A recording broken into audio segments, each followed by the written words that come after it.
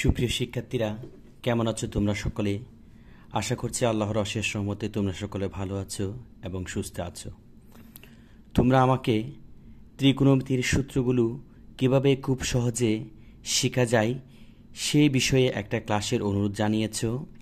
তোমাদের সেই অনুরোধের পরিপ্রেক্ষিতে আজকে আমি তোমাদের সাথে এমন একটি কৌশল নিয়ে আলোচনা করব, যে কৌশলটা আয়ত্ত করতে পারলে তোমরা খুব সহজেই ত্রিকোণমিতির সকল সূত্রগুলি নিমেষে মনে রাখতে পারবে। তাহলে চলো আমরা আমাদের ক্লাস শুরু করি, শিখি কিভাবে ত্রিকোণমিতির সকল সূত্র খুব সহজে আয়ত্তে আনা যায়। দেখো, আজকে আমার টপিকের নাম হচ্ছে সহজ টেকনিকে শিখি ত্রিকোণমিতির সূত্রসমূহ। তাহলে সেই সহজ টেকনিকটা কি, এসো আমরা এবার শিখি। আমরা তিনটি শব্দ মনে রাখব। একটা হচ্ছে লতি, ভূতি, লঘু। এই তিনটি শব্দ মনে রাখতে পারলে আমরা ত্রিকোণমিতির অনেকগুলো সূত্র আমাদের খুব সহজে মনে থাকবে। দেখো, লতি দ্বারা আমরা সাইন থিটাকে ডিনোট করলাম, ভূতি দ্বারা আমরা কস থিটাকে ডিনোট করলাম, আর লঘু দ্বারা আমরা ট্যান থিটাকে ডিনোট করলাম। তাহলে আমরা বলবো লতি, ভূতি, লঘু, সাইন, কস, ট্যান। তাহলে দেখো, এই কিভাবে লতি, ভূতি, লঘু দ্বারা আমরা সেই ত্রিকোণমিতির সূত্রগুলো মনে রাখবো। আমরা ত্রিকোণমিতির তিনটা সূত্র নিয়ে আলোচনা করব, তিন ধরনের সূত্র নিয়ে আলোচনা করব। তার মধ্যে প্রথম সূত্র হচ্ছে সূত্র নাম্বার 1। এই সূত্র নাম্বার 1 হচ্ছে এই যে আমরা বলেছিলাম লতি, ভূতি, লঘু। দেখো, লতি হচ্ছে, লতিকে আমরা সাইন থিটা বলেছিলাম, তাহলে সাইন থিটা হচ্ছে লতি। লতিকে আমরা বোঝাবো লম্ব বাই অতিভুজ। তাহলে সাইন থিটা হলো লতি, লতি বলতে আমরা লম্ব বাই অতিভুজকে বোঝাচ্ছি। তাহলে কস থিটা, কস থিটা হচ্ছে ভূতি, ভূতি বলতে আমরা cos θ equals to ভূমি বাই অতিভুজকে বোঝাবো। তাহলে cos θ equals to ভূমি বাই অতিভুজ। তাহলে tan θ, tan θকে আমরা লঘু বলেছিলাম, অর্থাৎ tan θ হলো লঘু। লঘু শব্দের অর্থ হচ্ছে লম্ব বাই ভূমি। লঘু শব্দের অর্থ হচ্ছে লম্ব বাই ভূমি। তাহলে আমরা খুব সহজে লতি, ভূতি, লঘু, সাইন, কস, ট্যান কি সেটা আমরা পেলাম। দেখো, আমি আবার রিপিট করছি। সাইন থিটা হচ্ছে লতি, সাইন থিটা হচ্ছে লতি, লতি হচ্ছে লম্ব বাই অতিভুজ। কস থিটা হচ্ছে ভূতি, কস থিটা হচ্ছে ভূতি, ভূতি হচ্ছে ভূমি বাই অতিভুজ। আর ট্যান থিটা হচ্ছে লঘু, লঘু হচ্ছে লম্ব বাই ভূমি। এবার এই 1, 2, 3 এই তিনটে সূত্র যদি আমরা বুঝে থাকি, তাহলে আমরা এবার এই কৌশলটা নিয়ে আলোচনা করব। দেখো, সাইন থিটাকে যদি আমরা উল্টো করি, সাইন থিটাকে যদি আমরা উল্টো করি তথা ব্যস্ত অনুপাত করি, তাহলে আমরা কোসেক থিটার সূত্র পাবো। আর একইভাবে আমরা কোসেক থিটাকে যদি উল্টাই দিই, তাহলে আমরা সাইন থিটার সূত্র পাবো। ঠিক অনুরূপভাবে কস থিটাকে যখন আমরা উল্টে দেব, তখন আমরা সেক থিটার সূত্র পাবো। আর সেক থিটাকে যখন উল্টে দিব, তখন আমরা কস থিটার সূত্র পাবো। একইভাবে আমরা ট্যান থিটাকে যখন উল্টে দিব, তখন আমরা কট থিটার সূত্র পাবো। আর কট থিটাকে যখন উল্টে দেব, তখন আমরা ট্যান থিটার সূত্র পাবো। তাহলে দেখো, এই যে ট্যান থিটা সমান আমরা পেলাম লঘু, লঘু শব্দ হচ্ছে লম্ব বাই ভূমি। তাহলে এটাকে যদি উল্টে দিই, তাহলে আমরা কট থিটার সূত্র পাবো। দেখো, ট্যান থিটাকে যদি উল্টে দিই, তাহলে আমরা কট থিটার সূত্র পাবো। তাহলে ট্যান থিটা যেহেতু লম্ব বাই ভূমি, তাহলে কট থিটা দাঁড়ালো ভূমি বাই লম্ব।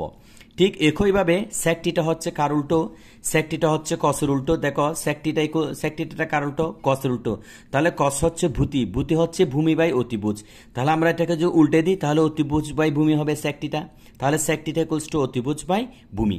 ঠিক একইভাবে আমরা যখন সাইন থিটাকে উল্টে দিলাম, তাহলে সাইন থিটাকে উল্টে দিলে পাবো আমরা কোসেক থিটা।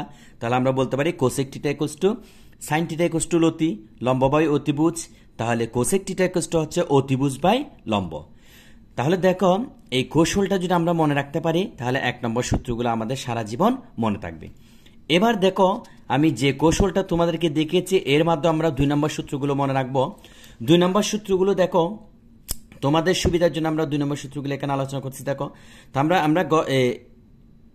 1 নম্বর সূত্রে দেখে আসছি সাইন থিটা হচ্ছে কোসেক থিটার উল্টা, আর কোসেক থিটার উল্টো হচ্ছে সাইন থিটা। কস থিটার উল্টো হচ্ছে সেক থিটা, সেক থিটার উল্টো হচ্ছে কস থিটা। ঠিক ট্যান থিটার উল্টো হচ্ছে কট থিটা, আর কট থিটার উল্টো হচ্ছে ট্যান থিটা।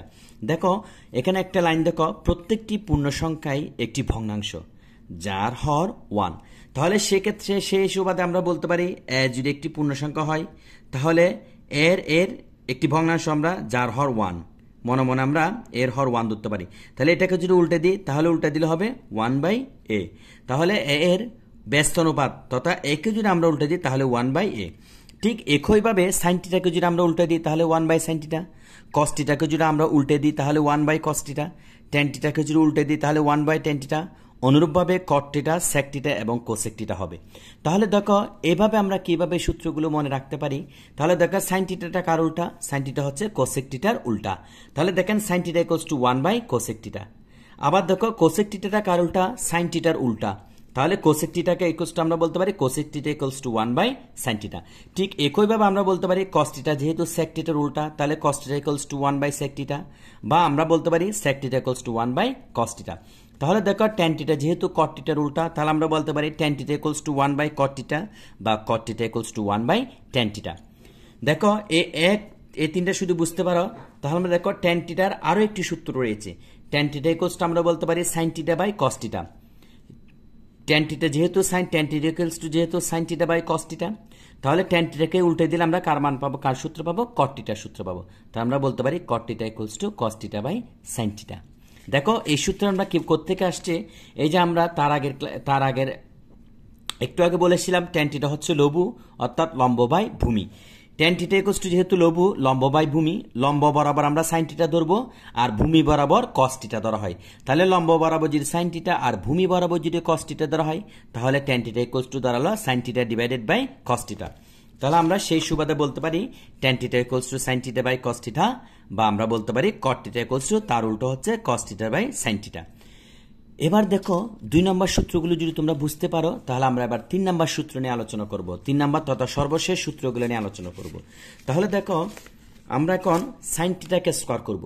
সাইন থিটাকে স্কোয়ার করলে আমরা পাবো সাইন স্কোয়ার থিটা। মনে রাখতে হবে এখানে স্কোয়ারটা হবে অনুপাতের উপর, থিটার উপর নয়।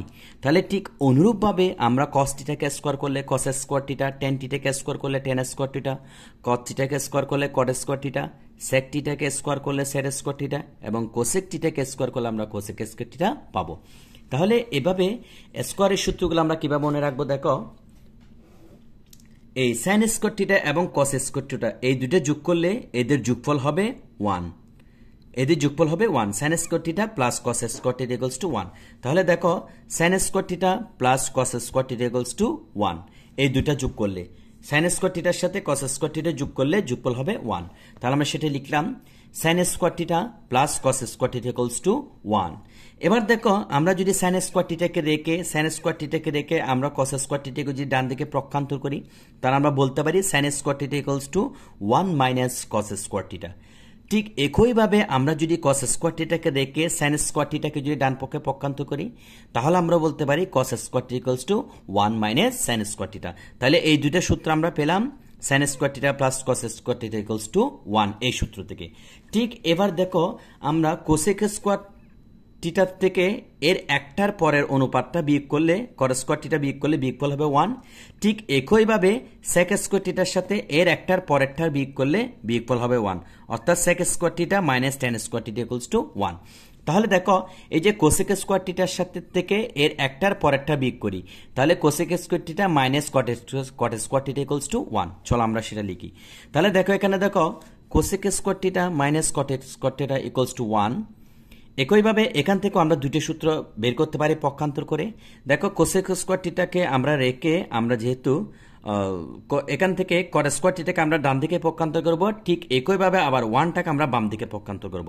তাহলে দেখো 1টা যদি আমরা ডান দিকে নিয়ে আসি আর কট স্কোয়ার থিটাকে আমরা 1টাকে যদি আমরা বাম দিকে নিয়ে আসি আর কট স্কোয়ার থিটাকে যদি আমরা ডান দিকে নিয়ে যাই, তাহলে আমাদের দাঁড়ালো cosec square theta minus 1 equals two কট স্কোয়ার থিটা। ঠিক এখন আমরা যদি আবার কোসেক স্কোয়ার থিটাকে রেখে মাইনাস 1টাকে যদি ডান দিকে পক্ষান্তর করি, তাহলে সেটা হবে প্লাস 1। তাহলে কোসেক স্কোয়ার থিটার সূত্রে দাঁড়ালো cosec square theta equals to 1 plus cot square theta. ঠিক একইভাবে দেখো সেক স্কোয়ার থিটা থেকে এর একটার পরেরটার বিয়োগফল হচ্ছে 1, অর্থাৎ সেক স্কোয়ার থিটার পর আগে হচ্ছে কট স্কোয়ার থিটা এবং এর আগে হচ্ছে ট্যান স্কোয়ার থিটা, অর্থাৎ সেক স্কোয়ার থিটা থেকে ট্যান স্কোয়ার থিটা যখন আমরা বিয়োগ করব, তাহলে এই বিয়োগফল হবে 1। তাহলে দেখো sec square theta minus tan square theta equals to 1। ঠিক একইভাবে আমরা ট্যান স্কোয়ার থিটাকে ডান দিকে পক্ষান্তর করব এবং 1টাকে আমরা বাম দিকে পক্ষান্তর করব। তাহলে ট্যান স্কোয়ার থিটাকে যদি আমরা ডান দিকে পক্ষান্তর করি এবং 1কে যদি আমরা বাম দিকে পক্ষান্তর করি, তাহলে sec square theta minus 1 equals to tan square theta. এই প্লাস ওয়ানটা বাম দিকে আসলে মাইনাস ওয়ান হবে, এই মাইনাস টেন স্কোয়ার থিটা ডান দিকে গেলে প্লাস টেন স্কোয়ার থিটা হবে। ঠিক একইভাবে আমরা এখান থেকে যদি মাইনাস ওয়ানটাকে যদি ডান দিকে পক্ষান্ত করি তাহলে আমরা পাচ্ছি sec square theta equals to one plus tan square theta. এই তিন ধরনের সূত্রগুলো দিয়ে আমরা ত্রিকোণমিতির যাবতীয় অঙ্কগুলো সমাধান করতে পারবো। আশা করছি তোমরা এই ক্লাসটা যদি মনোযোগী হয়ে থাকো তাহলে আমি যে তিন ধরনের সূত্রগুলো নিয়ে আলোচনা করেছি তোমরা এই তিন ধরনের সূত্রগুলো খুব সহজে আয়ত্ত করতে পারবে। আজকের এই ক্লাসটি যদি তোমাদের ভালো লেগে থাকে, উপকার পেয়ে থাকো এবং তোমরা যদি মনে করো এই ক্লাসটা তোমাদের পরিচিত কেউ দেখলে শিখতে পারবে, জানতে পারবে, তাহলে তোমরা ক্লাসটি অবশ্যই শেয়ার করবে। তাহলে আজকের ক্লাসটা আমরা এখানেই সমাপ্ত করছি। ধন্যবাদ সবাইকে।